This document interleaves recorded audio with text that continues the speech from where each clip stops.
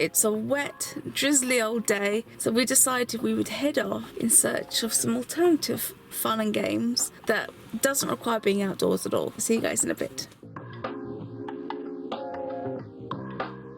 So you see all those cones there?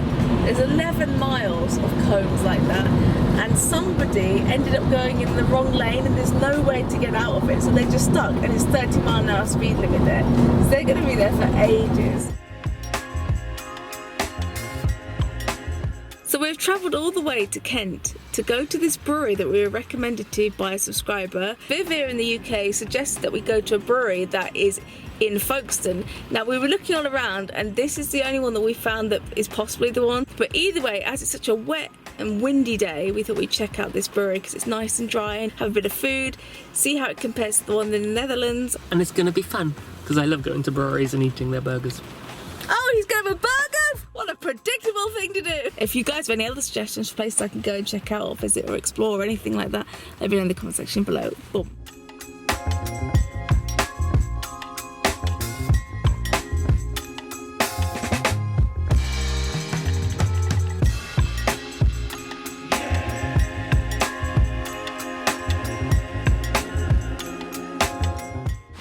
Up the stairs we go.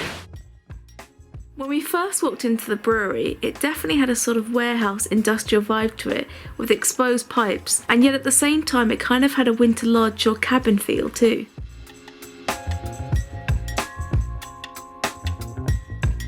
So Tig has ordered the porter. I have. I was originally going to go for the seasonal, but the porter looked a bit more tasty to me. So all of these beers are done in-house. They're all from this brewery, with the exception of the cider, which is done down the road, but they're all local, so that's really cool. I'm going for the Curious lager, which is their own lager, so I'm excited to try that. I do love a good porter. So chocolatey, it's delicious. I'm going to try the lager, the Curious lager. That's more, in my mind, like an ale, in a way. It's like a mix between an ale and a lager. It's kind of got that kind of barley-ish hoppy taste, but it's also got the lightness of a lager as well. It's very unique, but nice. After a quick peek at the brewery from the top window, we decided to grab some food, and to our surprise, saw some bitterballen on the menu. This is our first time trying it outside of the Netherlands, where it's been a popular bar snack since the 1900s. I give a real review and I just bit into that expecting it to be like bitterballen. It's full of meat, like. Not my cup of tea. Not a heavy meat eater, so when I bit into that, it was just this thick meat, not a bitterballen. Certainly not one that I'm accustomed to. So I give that a big. As a lover of bitterballen, it's too much meat. Basically, you bite into it, it's like you're kind of greeted with this like quite dry pork. It doesn't work as well. There's no stew in there, so I'd give it a down rating as well.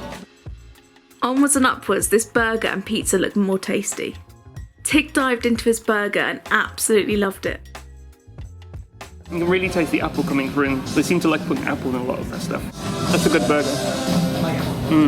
Now time for my pizza, and oh my goodness, this was so tasty. The tomatoes were sweet and fresh, the cheese was lovely and smoked, and it just tasted fantastic. It's a lovely flavour, really soft and delicate pizza, and kind of a smoked taste as well. Can't tell whether it's the cheese is smoked or if it's just in the cooking, but it's really, really nice. So win-win for the burger and pizza. So after that great food, we continued on our journey towards Margate in search of something very unique. We are en route to somewhere a little bit different. It's a place in Margate and it is called the Shell Grotto. All will be revealed when we get there. However, we have a little bit of a situation with our petrol, as if we're on one bar and we haven't seen this petrol station en route. There was one that I didn't turn off at because you couldn't get to it easily, and I thought, oh, there'll be another one. There isn't. So I hope we last the journey, otherwise it'll be a very different kind of vlog.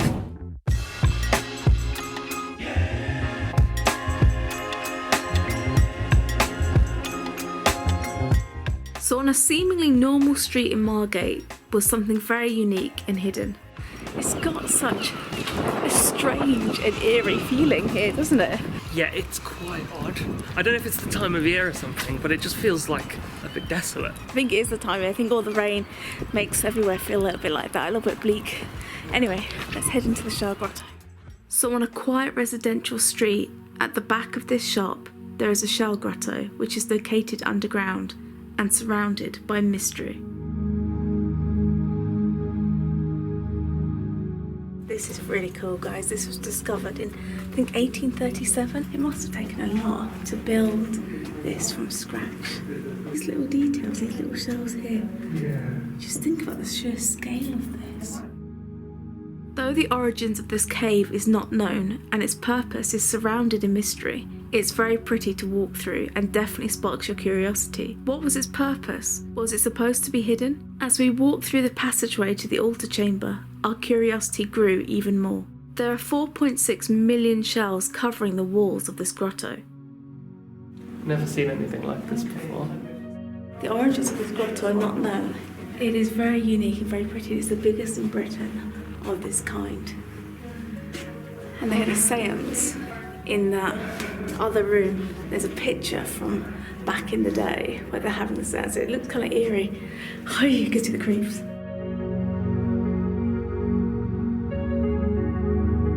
So beautiful and eerie at the same time. You're seeing all these things and you don't know what the purpose of them was. They call it the Grand Chamber, but it feels very much like an altar. You know, when I see that, I think of like some sort of like water font or something. And this looks like an altar of some kind, doesn't it? You'd have candles and like a central point of worship anyway. This has an atmosphere. I'm not just saying that because of the sales I have in the other room, but this, you can definitely feel an energy. It's intriguing. We couldn't get over the detail of all the shells on the walls and the sense of intrigue that surrounds them. What do the patterns on the walls symbolise? There are theories that it might have been a place of worship or a secret sect that gathered there, but we really don't know. What do you guys think it was used for?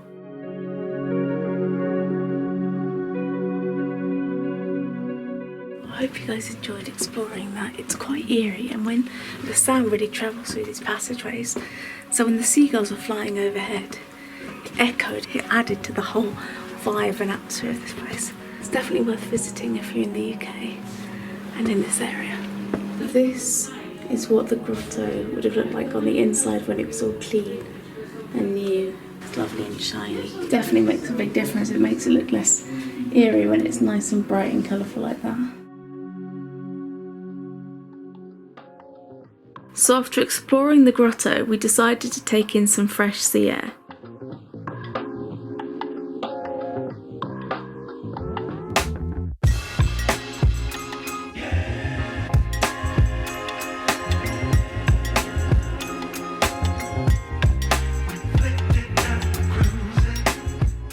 Nice and sandy, you can imagine if it's like a sunny day here, it would be quite nice. It's definitely cold.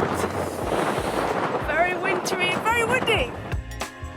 After walking along the sandy beach, we had one thing on our mind, and that was the arcade. We're here in the arcade. Random.